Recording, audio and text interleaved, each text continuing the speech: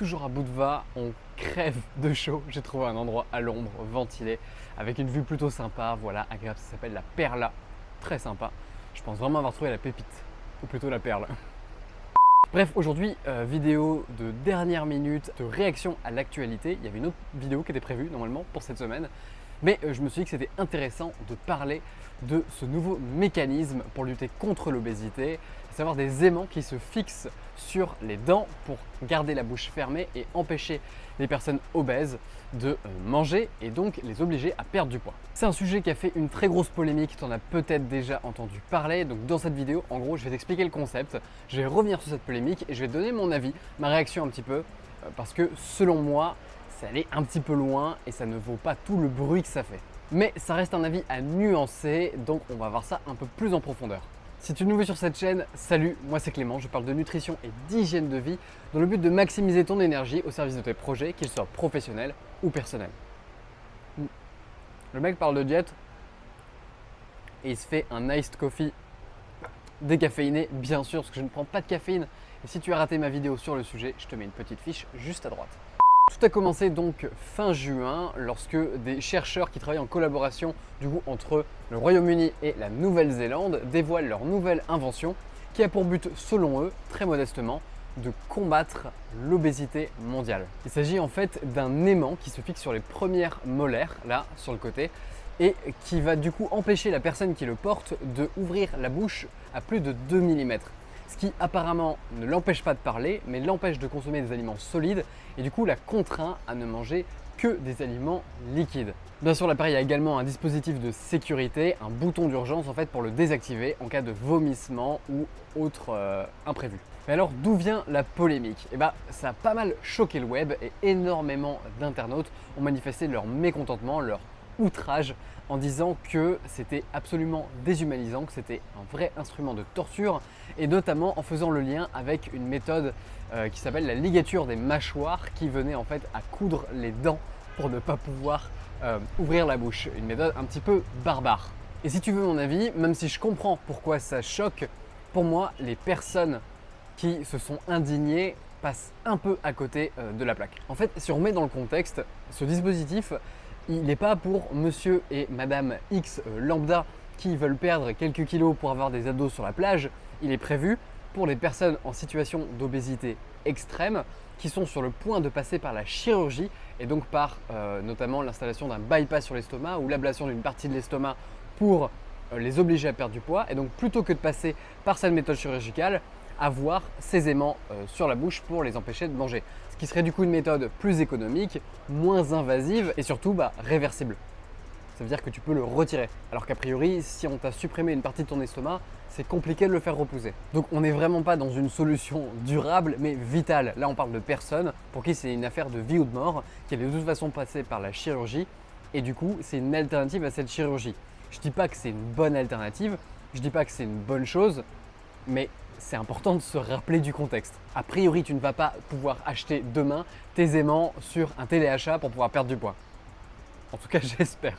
Aussi, encore une fois, j'insiste sur le côté non invasif. Il faut savoir qu'aujourd'hui, la méthode de la ligature des mâchoires, ça existe encore dans certains pays, ça se fait. Et pour le coup, c'est très invasif, très douloureux et un peu con si tu veux mon avis, mais je ne vais pas m'étendre sur le sujet. Et il y a également le bypass qui est pas mal utilisé, qui est pas mal fait, la chirurgie du coup, l'intervention chirurgicale qui n'est pas anodine et donc dans la mesure où ça vient remplacer ces choses-là, même si c'est impressionnant de voir ce dispositif sur la mâchoire de quelqu'un, selon moi, on est sur une solution un peu plus light.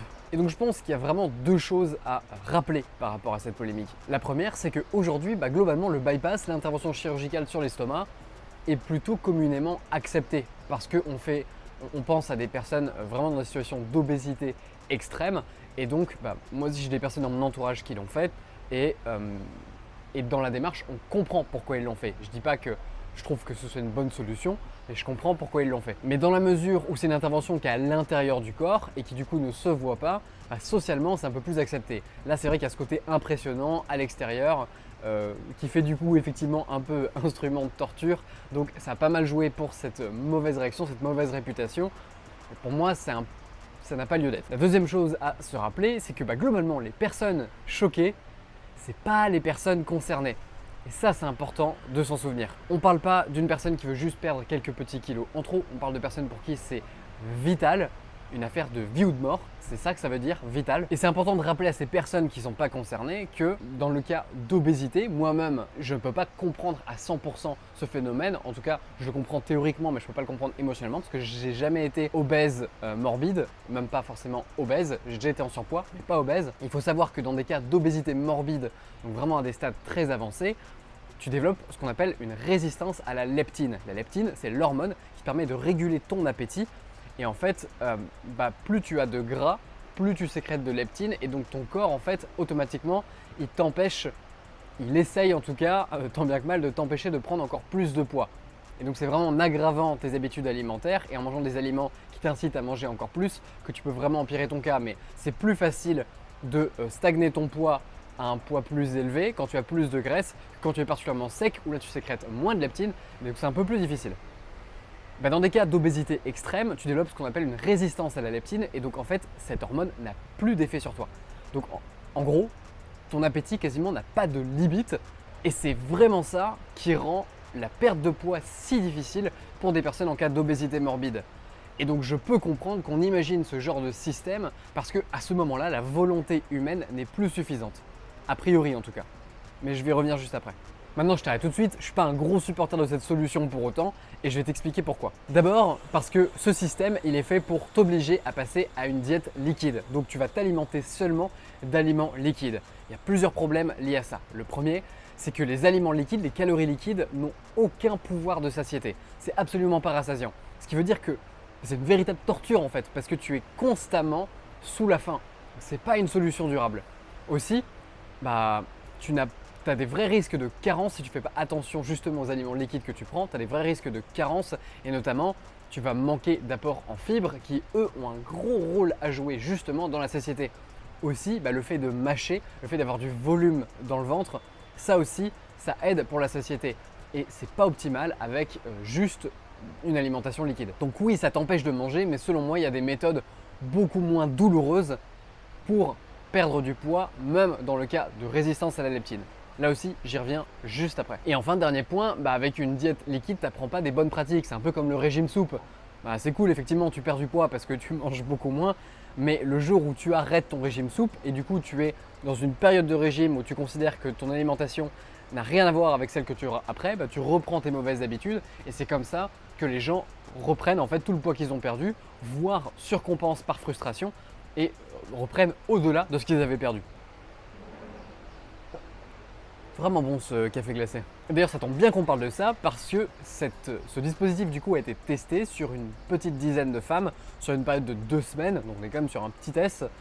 Et justement, personne n'a abusé du bouton d'urgence en fait pour s'alimenter, mais une des femmes, du coup des 7 femmes de l'expérience, c'est quand même pas un gros échantillon, et donc mine de rien, ça fait plus de 10% des personnes concernées, a admis qu'en fait elle absorbait du chocolat fondu pour pouvoir avoir sa dose de sucre. Ce qui montre bien que même si effectivement tu n'abuses pas de ce bouton pour désactiver l'aimant, en tant qu'être humain, tu vas toujours trouver un moyen de contourner les bâtons que tu te mets dans les roues pour perdre du poids. Parce que justement, tu n'es pas passé par l'apprentissage de bonnes pratiques. Donc oui, perdre du poids quand tu es à ce stade d'obésité, dans tous les cas, ça sera bénéfique pour ta santé. Même si tu as des risques un petit peu de sous-nutrition, ça sera toujours meilleur pour ta santé de perdre du poids. Ça, c'est une bonne chose. Mais selon moi, il y a d'autres stratégies, notamment le fait d'apprendre à prendre les bonnes habitudes. Donc si on n'attaque pas le fond du problème, tu trouveras toujours un moyen de le contourner. Maintenant, ce n'est que mon avis et ça m'intéresse d'avoir le tien. N'hésite pas à me dire en commentaire ce que tu penses de ce dispositif. Est-ce que selon toi, c'est une solution ou non contre l'obésité? Voilà, on lance un débat, ça sera intéressant d'échanger autour de ça en commentaire. Enfin, un dernier point que je voudrais préciser, c'est que je pense que les concepteurs de ce système sont totalement conscients et ont même plus ou moins orchestré ce côté un peu buzz, cet effet de com'. Ils sont conscients que c'est un dispositif qui est assez impressionnant et qui ferait parler. Et je pense que ça va même leur profiter à long terme. D'autant que dans leur communication, ils revendiquent du coup une moyenne de 6,5 kg perdus sur les 2 semaines de test, sur les 7 femmes concernées du coup, ce qui revenait à environ 5,5% de leur poids de corps perdu en 2 semaines. Là aussi, c'est pour l'effet de com'. Quand tu es dans ce domaine, tu sais très bien que les kilos que tu perds la première semaine et même un peu la deuxième semaine, c'est essentiellement de l'eau, c'est essentiellement les intestins qui se vident, les selles, l'estomac qui se vide, etc. Si tu es dans un jeûne ou dans une alimentation purement liquide, forcément, tu vas avoir énormément de pertes de poids qui ne sont pas forcément liées à la graisse. Donc déjà pour ça donne pour moi aucune preuve de l'efficacité de ce système. Au final, je pense qu'on va vite oublier ce sujet et qu'on verra apparaître probablement dans notre entourage des cas isolés de personnes qui auront fait appel à ce type de solution.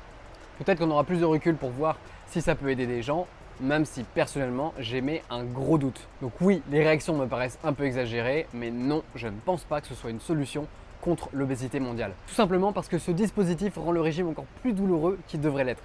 La vraie solution, elle est simple, c'est d'adopter un mode de vie, une alimentation qui t'apporte au moins autant de satisfaction que celle que tu avais avant, tout en te permettant de respecter tes objectifs. C'est vraiment la création d'un mode de vie tenable sur le long terme et ça tombe bien parce que c'est exactement ce qu'on apprend à faire dans le lab. Si tu as vu ma dernière vidéo ou que tu reçois mes emails, tu es au courant du fait que je fais un lancement d'une plateforme qui s'appelle Le Lab qui va te permettre d'apprendre comment transformer ton corps, que ce soit perdre du gras ou prendre du muscle en minimisant la perte de graisse au gré de tes envies avec une vraie bonne stratégie en tête et d'être capable du coup de t'alimenter avec des aliments qui te font plaisir tout en étant cohérent avec tes objectifs et donc en te transformant physiquement. Le tout avec des lives exclusifs pour me poser toutes tes questions et vraiment l'élaboration d'un programme quasiment sur mesure pour les premiers arrivants.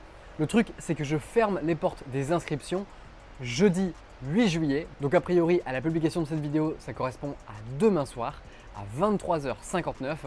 Et après ça, non seulement tu n'auras plus accès aux tarifs préférentiels de préinscription, mais aussi je ferme les inscriptions jusqu'à nouvel ordre. Et ça sera juste plus possible de rejoindre le lab jusqu'à nouvel ordre. Donc voilà, je ne vais pas m'étendre sur le sujet, mais je t'invite vraiment à te renseigner et voir si quelque chose qui peut te correspondre. Ça serait dommage de passer à côté de cette super opportunité. Donc si ça t'intéresse, je te mets une fiche à droite. Je te mets également un lien en description, un lien en commentaire épinglé. Et n'hésite pas à me poser toutes tes questions en commentaire. Je serai particulièrement réactif et j'y répondrai le plus rapidement possible. Sur ce, j'espère que cette vidéo t'a plu, que tu auras appris quelque chose. Je te dis à très vite pour les prochaines. D'ici là, prends soin de toi. Ton corps te remerciera.